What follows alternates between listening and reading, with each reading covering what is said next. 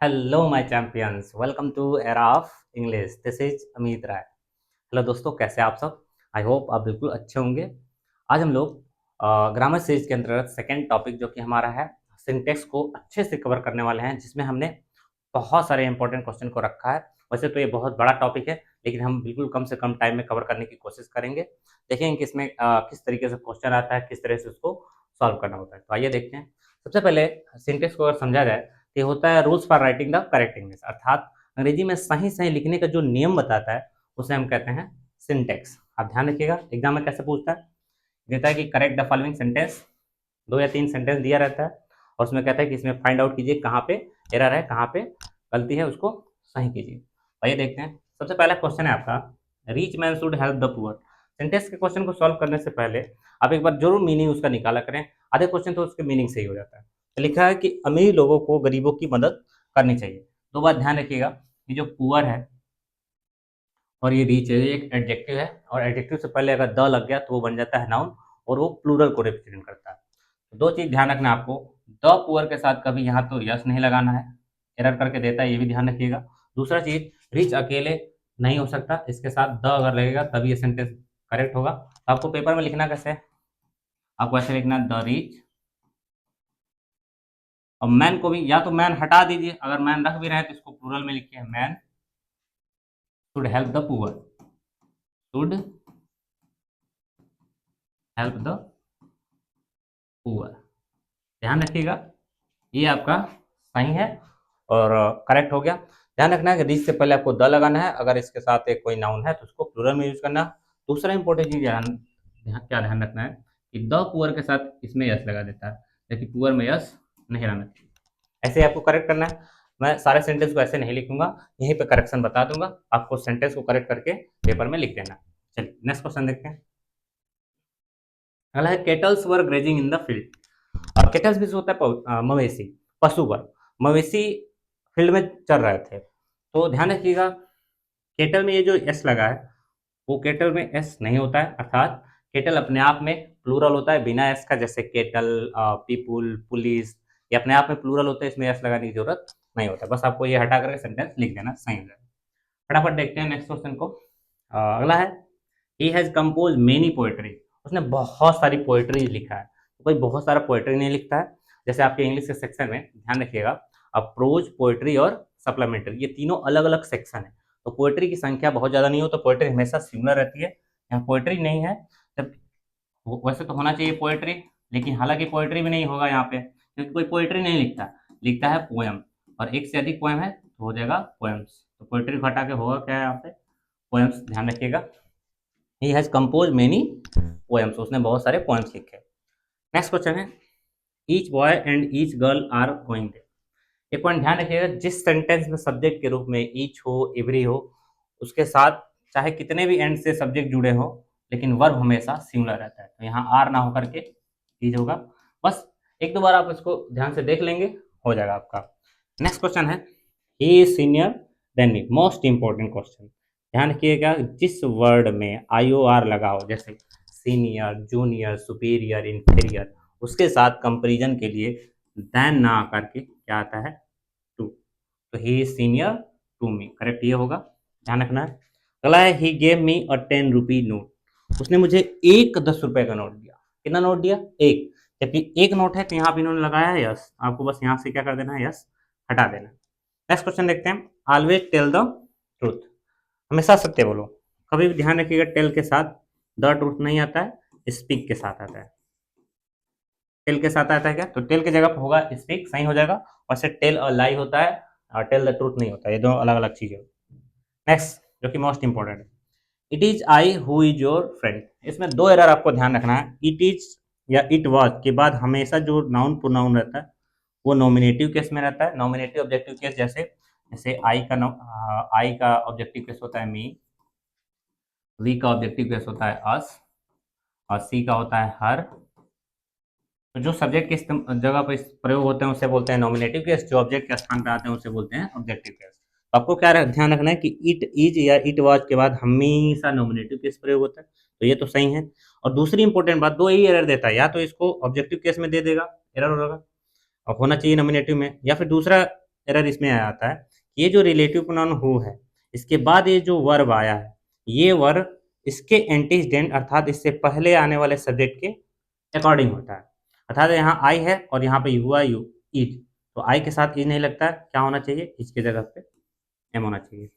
इस सेंटेंस में एरर केवल यही है, इज के स्थान पे एम होना चाहिए। जबकि मैं बता रहा हूँ एक पॉइंट और ध्यान रखिएगा, इट इज या इट वॉज ऐसा कुछ रहे तो उसके साथ हमेशा नॉमिनेटिव केस होता है, आपको एरर देगा कि इट इज मी, ध्यान रखिएगा। नेक्स्ट क्वेश्चन देखते हैं। अगला है when he went to Delhi, वो दिल्ली कब गया, पूछ रहा है क्वेश्चन, बिल्कुल सही है। लेकिन अगर आप ध्यान दें तो इसमें कोई हेल्पिंग वर्ब नहीं, जो कि सेंटेंस एरर। टेंस अगर देखें तो ये पास्ट इंडेफिनिट है, पास्ट इंडेफिनिट में लगता है आपका डिड, तो होगा व्हेन डिड ही, और डिड जैसे आता है वर्ब की फर्स्ट फॉर्म, तो when did he go to Delhi, तो आपको क्या करना था, ही से पहले डिड यूज करना था और वेंट को गो करना था, सेंटेंस क्या हो जाता, सही हो जाता when did he go to Delhi. आपको पूरा सेंटेंस लिखना है आंसर शीट में। आइए नेक्स्ट देखते हैं।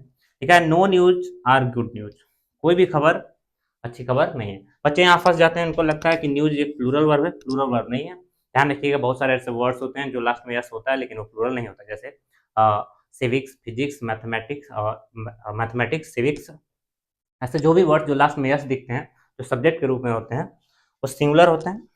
न्यूज भी सिंगुलर होता है, तो उसके साथ आर ना आकर के क्या होगा, इज, आप सही कर लेंगे। आई होप आपको समझ में आ रहा होगा, एक से दो बार देखिएगा और ज़्यादा क्लियर हो जाएगा, कुछ लिखने की जरूरत नहीं है। आइए नेक्स्ट देखते हैं। अगला क्वेश्चन है हमारा, Gita is a holy book of the Hindus, हिंदुओं की सबसे पवित्र किताब है, बहुत पवित्र किताब है गीता। आप ध्यान रखिएगा, किसी भी धार्मिक किताब से पहले आर्टिकल द का प्रयोग होता है, आपको ध्यान रखना। तो गीता से पहले क्या होगा, द का प्रयोग करेंगे, तो आपको बस करेक्ट कर लेना, यहाँ पे लगा देना है द गीता। नेक्स्ट देखें, पुअर्स आर ऑलवेज ऑनेस्ट, गरीब हमेशा ईमानदार होता है। अभी मैंने आपको बताया कि पुअर्स को प्लूरल करने के लिए यस लगाने की जरूरत नहीं होती है, द पुअर होता है, तो आपको करेक्शन करना है, पुअर से पहले द लगाना है और यहाँ से यस हटा देना है, तो होगा the poor are always honest. दो चीज ध्यान रखना है, इसके साथ सिंगुलर भी देता है तो ये गलत होता है, द पुअर आर होगा। नेक्स्ट क्वेश्चन है, he prefers milk than tea, ये भी बहुत इंपॉर्टेंट क्वेश्चन है, कई बार प्रीवियस ईयर में पूछा है कि वो टी के कंपेरिजन में मिल्क को पसंद करता है। ध्यान क्या रखना है आपको, प्रेफर या प्रेफरेबल वर्ड्स के साथ कभी भी देन का प्रयोग नहीं करते। जैसे अभी हमने देखा सीनियर, जूनियर, सुपेरियर, इंफीरियर के साथ टू लगता है, उसी तरीके से प्रेफर और प्रेफरेबल के साथ भी टू लगता है। एक चीज और ध्यान रखना आपको कि प्रेफर और प्रेफरेबल के साथ मोर भी नहीं लगता, जो बता रहे बस उतने पर ध्यान दीजिए, आपका काम हो जाएगा। नेक्स्ट क्वेश्चन देखते हैं, वर्क केयरफुली लेस्ट यू में फॉल, ये भी बहुत इंपॉर्टेंट क्वेश्चन है। वैसे तो मैंने सारा इंपॉर्टेंट क्वेश्चन ही रखा है, तो आप देखिए लिखा है, ध्यान से चलिए, अन्यथा कहीं ऐसा ना हो कि तुम गिर जाओ। ये वर्ड ध्यान से देखिए, लेस्ट, इसका मतलब होता है कहीं ऐसा ना हो। इससे दो पॉइंट है, एक तो ये कि इसके साथ नॉट नहीं आता, लेस्ट के साथ कभी भी नॉट नहीं आता। आप ध्यान रखिएगा, लेस्ट हो, अनलेस हो, अनटिल हो, फॉरबिड हो, या ऑलरेडी एक निगेटिव वर्ड होते हैं जो अपने साथ नॉट नहीं लेते, तो एक तो नॉट नहीं होगा। दूसरा इसके साथ लेस्ट के साथ आता है कि हमेशा पेयर कंजक्शन में ना आकर के हमेशा आता है आपका क्या, शुड। दो बात आपको ध्यान रखना है, लेस के साथ ना नॉट आता है और लेस के साथ ना कोई और कंजक्शन आता है, हमेशा आता है पेयर में आता है शुड। तो ध्यान रखिएगा, लेस्ट और शुड, तो होगा work carefully lest you should fall, ध्यान रखना है। नेक्स्ट है, we return back from Mumbai yesterday, ये भी बहुत इंपॉर्टेंट क्वेश्चन है कि हम मुंबई से कल वापस आए। देखिए ध्यान से, रिटर्न मतलब भी वापस होता है, बैक मतलब भी वापस होता है, तो जहां पे एक से अधिक सेम मीनिंग रखने वाले एक से अधिक वर्ड्स हो उसको बोलते हैं सुपरफ्लुअस। आवश्यकता से अधिक शब्दों का प्रयोग करना ही कहा जाता है सुपरफ्लुअस। तो इनकी जरूरत नहीं है, आप यहाँ से बैक को हटा सकते हैं, ये सेंटेंस बिल्कुल अपने अपने आप क्या हो जाएगा, सही हो जाएगा, बैक को हटा देना। अगला है, आई will not go unless he does not come. अभी मैंने यहाँ बताया कि अनलेस, अनटिल, लेस्ट के साथ कभी भी नॉट वर्ड नहीं आता। किस हिस्से में, जहां से वो स्टार्ट हुआ उस हिस्से में नॉट नहीं होना चाहिए, पीछे आपको नहीं देखना है। Unless he does not come, जब तक वो आता नहीं तब तक मैं नहीं जाऊंगा। इसके साथ ये जो नॉट आया है ये गलत है, अब नॉट अकेले तो हटेगा नहीं, डज भी हटेगा। और दूसरा कंडीशन है कि जहाँ कंडीशनल सेंटेंस, देखिए कंडीशन लगा इसमें कि जब तक वो आएगा नहीं तब तक मैं जाऊंगा नहीं, तो जहाँ कंडीशन हो वो टेंस हमेशा प्रेजेंट इंडेफिनिट में होता है। तो हो जाएगा वो ही कम में लगा देंगे यस, तो होगा sentence I will not go unless he come. ध्यान रखना अनलेस के साथ नॉट देता है और या फिर विल लगा के देता है, करेक्ट कर लेंगे। नेक्स्ट क्वेश्चन है this pen is more cheaper than that. यहाँ पे कॉन्सेप्ट क्या है कि आपको ध्यान रखना है, आपने पढ़ा होगा degree, positive degree, comparative degree और सुपरलेटिव डिग्री। कभी भी डबल कंपैरेटिव या डबल सुपरलेटिव डिग्री एक साथ प्रयोग नहीं करते। अब आप कैसे पहचानिएगा, जैसे देखिए मोर कंपैरेटिव डिग्री है, चीपर भी कंपैरेटिव डिग्री है। आपने पढ़ा होगा बिग, बिगर, बिगेस्ट। जैसे मैं एक लिखूं स्मॉल, स्मॉलर, स्मॉलेस्ट, तो जिस वर्ड में ई आर लगा हो वो होता है आपका PD, C D comparative degree, और जिस वर्ड में ई एस टी लगा हो वो होता है हमारा सुपरलेटिव डिग्री। आप पहचान लीजिएगा। या जिसमें ई आर नहीं लगा होता तो उसमें बनता है वो मोर, जैसे मोर ब्यूटीफुल, मोर हैंडसम, और जिसमें ई एस टी नहीं लगता उसका बन जाता है मोस्ट। आपने पढ़ा होगा, तो ध्यान रखिएगा कभी भी दो कंपैरेटिव एक साथ नहीं होंगे, दो सुपरलेटिव भी एक साथ नहीं होंगे। मोर और चीपर दोनों एक क्या है, कंपैरेटिव है, तो आप किसी एक को हटा देंगे। कैसे, किसको हटाएंगे, तो होगा this pen is cheaper than that. इस मोर की कोई जरूरत नहीं है, हो सकता है सटीक सुपरफ्लुअस होगा जैसे रिटर्न बैक में हुआ था। नेक्स्ट क्वेश्चन देखें, तो these three boys help each other. यहाँ पे ध्यान रखना आपको कि ईच अदर हमेशा दो के लिए यूज होता है, जबकि दो से अधिक के लिए वन अनदर का प्रयोग होता है। और यहाँ सेंटेंस में है कितने, दीज थ्री बॉयज एक दूसरे से क्या करते हैं, हेल्प करते हैं। तीन है तो तीन के लिए ईच अदर ना लग करके क्या होगा, वन अनदर। अब ध्यान रखिएगा तीन के लिए वन अनदर, दो के लिए ईच अदर होता है। आई होप आप समझ पा रहे होंगे। आइए नेक्स्ट पे देखते हैं, why are you afraid from me. ये आपने पढ़ा होगा फिक्स प्रपोजिशन, जैसे आपने सुना हो अकॉर्डिंग, अकॉर्डिंग के बाद क्या आता है टू, अकॉर्डिंग टू, उसी तरीके से अफ्रेड के बाद हमेशा एक फिक्स प्रपोजिशन आता है जिसका नाम है ऑफ।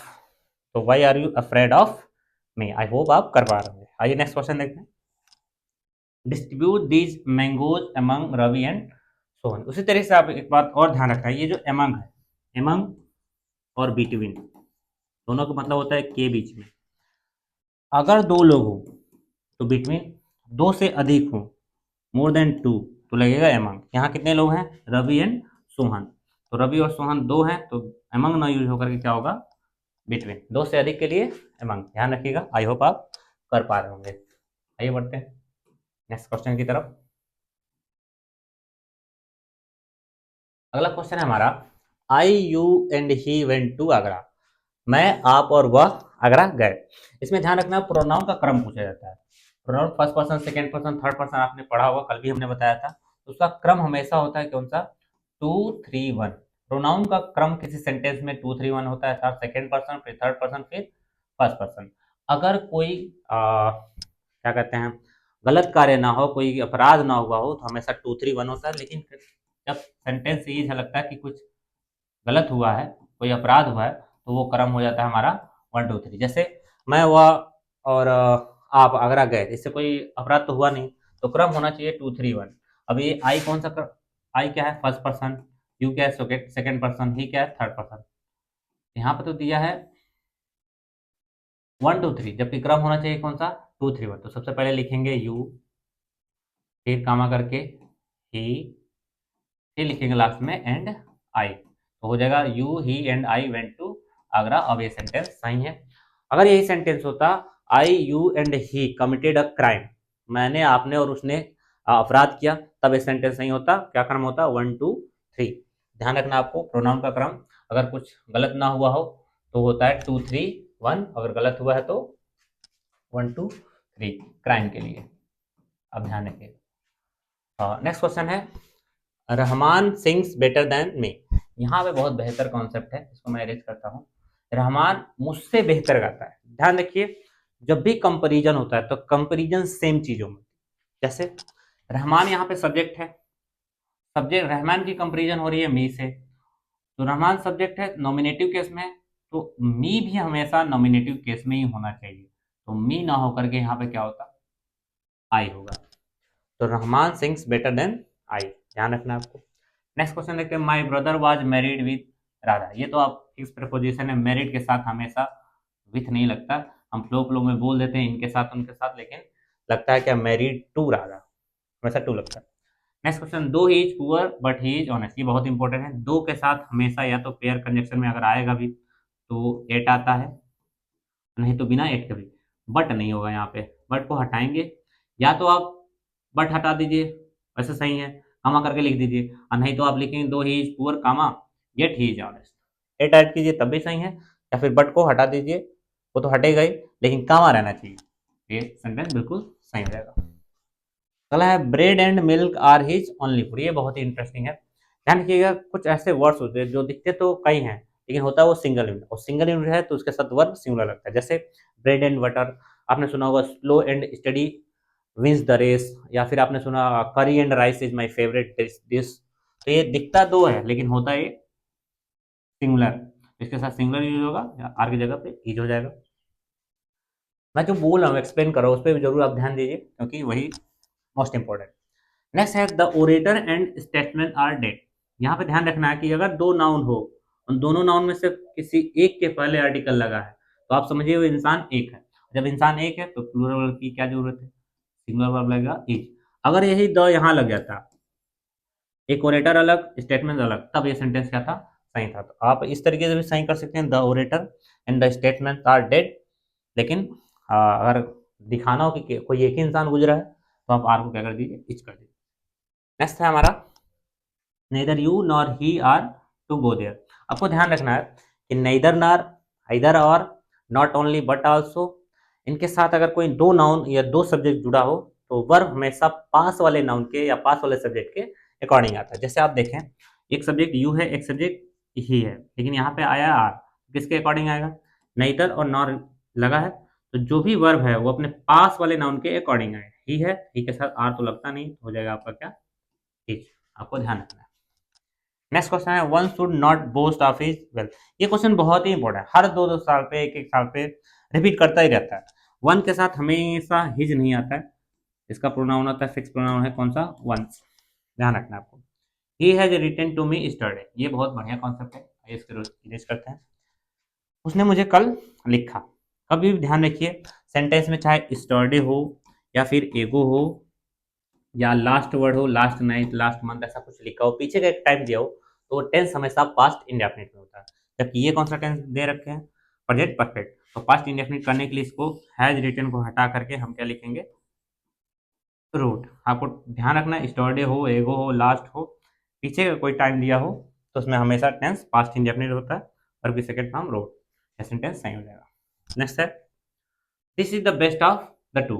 अभी हमने बताया degree, positive degree, comparative degree और सुपरलेटिव डिग्री। कंपैरेटिव डिग्री जो होता है बीच वाला, वो हमेशा दो लोगों के बीच में के लिए होता है, तुलना करने के लिए। सुपरलेटिव डिग्री दो से अधिक के लिए। यहाँ लिखा है कि ये दो में से बेस्ट है, तो दो में से बेस्ट के लिए बेस्ट नहीं होगा क्योंकि दो है तो होना चाहिए क्या, बेटर। कॉम्परेटिव दो के लिए हमेशा कॉम्परेटिव डिग्री। आइए आगे बढ़ते हैं। नेक्स्ट है many a man have done so, बहुत से लोगों ने ऐसा किया होगा। यहाँ पे आपको ध्यान रखना है कि दो सेंटेंस देता है, एक तो देता है मेनी अ मैन या फिर a many man have done so. इसमें आपको ध्यान रखना ये कि मेनी के बाद अगर अ दिया है तो आप ऐसे ध्यान रखिए एक आदमी, जब एक आदमी है तो वर्ब हमारा सिंगुलर, और सिंगुलर होगा तो हैव ना होकर के क्या होगा, हैज। लेकिन अगर पहले आ गया तो मेनी, और मेनी के साथ मैन, तो मेनी के साथ मैन प्लूरल होना चाहिए, और जब प्लूरल है तो इसके साथ वर्ब प्लूरल रहता है। तो ध्यान क्या रखना है आपको, मेनी अ के बाद वर्ब हमारा सिंगुलर होता है, और मेनी के बाद वर्ब हमारा प्लूरल होता है। तो यहाँ पे क्या करना था, हैव की जगह पे हैज करना था। आई होप आप कर पा रहे होंगे। तो ये आपका मोस्ट इंपॉर्टेंट क्वेश्चन समाप्त हो गया। हालांकि अभी हमने एमसीक्यू फॉर्म में भी कुछ क्वेश्चन रखा है, तो आइए इसको भी सॉल्व करते हैं। कैसे सॉल्व करते हैं आइए देखते हैं। मेरे से पहले आप एक बार ट्राई कीजिएगा। ठीक है, ये आपको करना क्या है, जो भी अंडरलाइन है उसमें एरर फाइंड आउट करना है और ऑप्शन में कौन सा सही होगा उससे रिप्लेस करना है। जैसे लिखा है he has gone to Mumbai yesterday, वो कल ही मुंबई चला गया। फिर मैंने अभी बोला कि स्टरडे पीछे का कोई भी टाइम दिया हो उसका टेंस हमेशा होता है पास्ट इंडेफिनिट। पास्ट इंडेफिनिट है अर्थात पर की सेकेंड फॉर्म, टुडे ये है क्या, नहीं ये है क्या, हाँ बिल्कुल ये है। फटाफट आपको ऐसे करके बढ़ जाना है। आइए नेक्स्ट करते हैं। अगला है my self can do it, मैं यह काम कर सकता हूँ। ध्यान रखना है आपको, रिफ्लेक्सिव प्रोनाउन जिसमें S E L F self लग जाता है उसे रिफ्लेक्सिव प्रोनाउन बोलते हैं, और रिफ्लेक्सिव प्रोनाउन से किसी भी सेंटेंस की शुरुआत नहीं होती है। यहाँ माई सेल्फ ना होकर के कौन सा ऑप्शन होगा, आई होगा sentence, I can do it.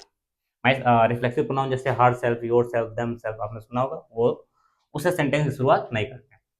Next है my brother is elder than me. अभी मैंने बताया चाहे इल्डर हो, सीनियर हो, सुपीरियर हो, जूनियर हो, प्रेफर हो या प्रेफरेबल हो, उसके साथ हमेशा टू लगता है। कौन सा सही होगा, इल्डर टू। मोर यू हैव डिजायर लिखा है।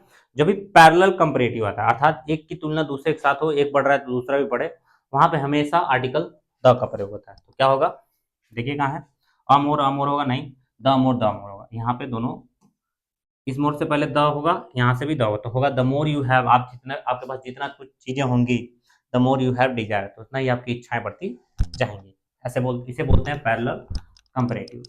नेक्स्ट है हमारा the gold is a precious metal. ध्यान रखिएगा, किसी भी मटेरियल नाउन से पहले आर्टिकल का प्रयोग नहीं होता है तब तक जब तक कि उसको स्पेसिफिक ना किया जाए। स्पेसिफिक मतलब विशेष ना किया। जैसे मुझे कहना हो कि the gold of my ring is pure, तो किसी विशेष को बताना है तो वहां पर तो आर्टिकल यूज होगा, लेकिन अगर व्यापक रूप में यूज करना है तो फिर आर्टिकल का यूज नहीं करेंगे। आपको तो यहाँ हटा देना था, केवल कौन सा सही हो जाएगा, gold is a precious metal. Next है one should keep his promise. अभी मैंने बताया हिज क्या क्या होगा, हाँ वंस, ऐसा क्वेश्चन आ गया था। नेक्स्ट है आस्क ही टू गो। ध्यान रखिएगा, आस्क एक वर्ब है और वर्ब के साथ हमेशा ऑब्जेक्टिव केस यूज होता है। अभी हमने दिखाया था एक चार्ट, तो आस्क ही नहीं होगा, आस्क हिम हो जाएगा। नेक्स्ट है नॉलेज इज, नेक्स्ट क्वेश्चन है question number 8, knowledge is preferable than riches. अभी मैंने बताया प्रेफर हो, प्रेफरेबल हो, उसके साथ देन ना करके क्या आता है, टू। आई होप आप कर पा रहे होंगे। आइए आगे बढ़ते हैं।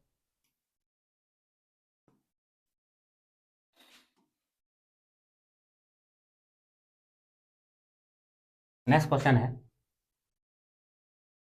आई forbid you not to enter this room. मैंने तुमको मना किया कि इस रूम में एंटर ना करो। अभी मैंने आपको बताया लेस्ट हो, फॉरबिड हो, अनलेस हो, अनटिल हो, इनके साथ निगेटिव वर्ड नॉट का यूज नहीं करते।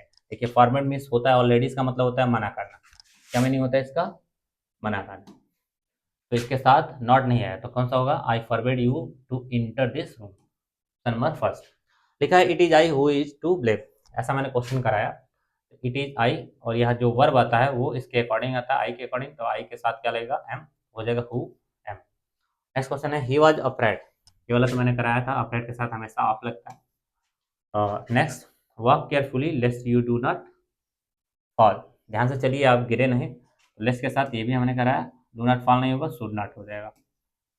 आई होप आप कर पा रहे होंगे, हमने किया भी है। It is 4 in my watch. ये ध्यान रखिए, बहुत बार इसको पूछा गया कि मेरे घड़ी में 4 बज रहे हैं। ऐसे अगर बताना हो आपको हमेशा बोलते हैं it is 4 by my watch. In नहीं लगता, बाई लगता है। फिक्स प्रीपोजिशन है। नेक्स्ट जैसे अभी हमने किया आस्क, आस्क एक वर्ब था, लेट भी एक वर्ब है। लेट के साथ हमेशा ऑब्जेक्टिव केस यूज होता है, तो ही ना हो यूज होकर के क्या होगा, हिम। तो लेट हिम प्ले देयर, उसे खेलने दो वहां पे। नेक्स्ट है my my daughter is good in English. एक चीज और ध्यान रखना कि जब आप किसी सब्जेक्ट में एक्सपर्ट हैं तो उसमें एट लगता है, तो इन ना लग करके क्या होगा, एट। नेक्स्ट है it was me who did it. ये क्वेश्चन आप स्वयं कीजिएगा। आई होप आज का सेशन आपको अच्छा लगा। एक दो बार इसको रिपीट कीजिएगा, 2x की स्पीड पे देखिएगा, आपको सारा कॉन्सेप्ट क्लियर हो जाएगा और पेपर में आई होप यही फंसेगा। मिलते हैं नेक्स्ट वीडियो में, तब तक के लिए bye bye, take care, have a nice day, thank you.